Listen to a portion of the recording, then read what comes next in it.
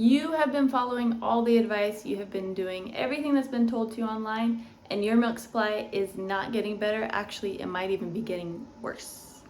Today we're going to talk about 5 common things that have been told to new mothers about breastfeeding and their supply that actually might be harming your supply.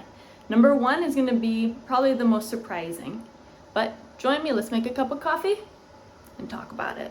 Number 5, timed feeds. I remember Googling when I was just starting to breastfeed my son, how long should I breastfeed for? And I kept finding the answer 20 minutes. So I would breastfeed him for 20 minutes and then I would unlatch him and I was done. Why is this a bad idea? Because you're not allowing your breast to fully drain and you're telling your body, I actually don't need so much milk. You can use your energy somewhere else. So do not time your feeds. Let your baby feed as long as they need to. Number 4, switching sides. So along with the 20-minute recommendation, I also was told 10 minutes on one side, then switch 10 minutes on the other side. That way your breasts stay balanced, they make the same amount of milk. First, number 1, you're gonna have a dominant breast. One of your breasts is gonna produce more milk than the other. Number 2, when we do that, we're sending the same signal, hey, you don't need to make so much. Just make this little bit because that's all that's being taken out of each side. So what do? We let our baby drain one breast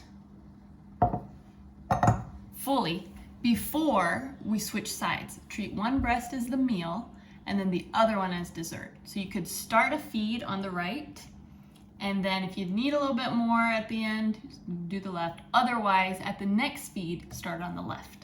Number 3, every 3 to 4 hours.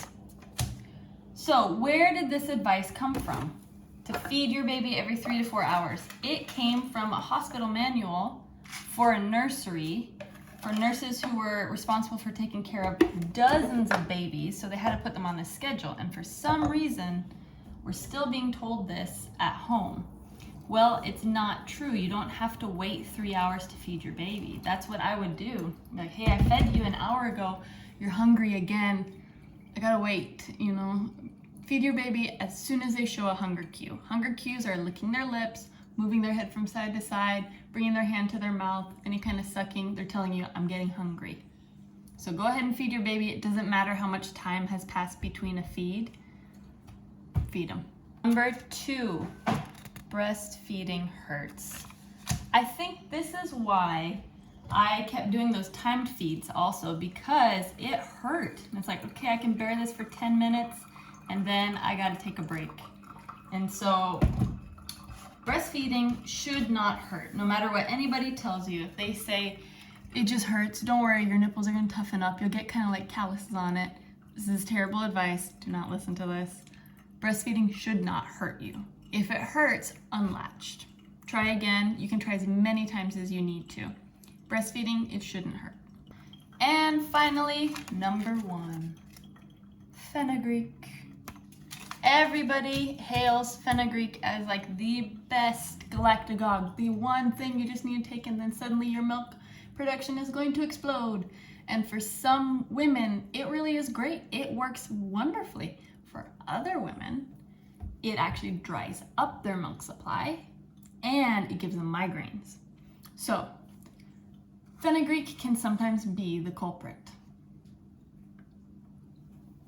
So what should you try instead? Well, there's been a number of studies done on ginger and gingerol, which is an active ingredient in ginger, and that can help boost milk supply. So swap out that fenugreek, just make some ginger tea, put some ginger in your food. It should help you. Wherever you're at on your day, I hope it's a good one. I'm really glad you're here. I'll see you next time.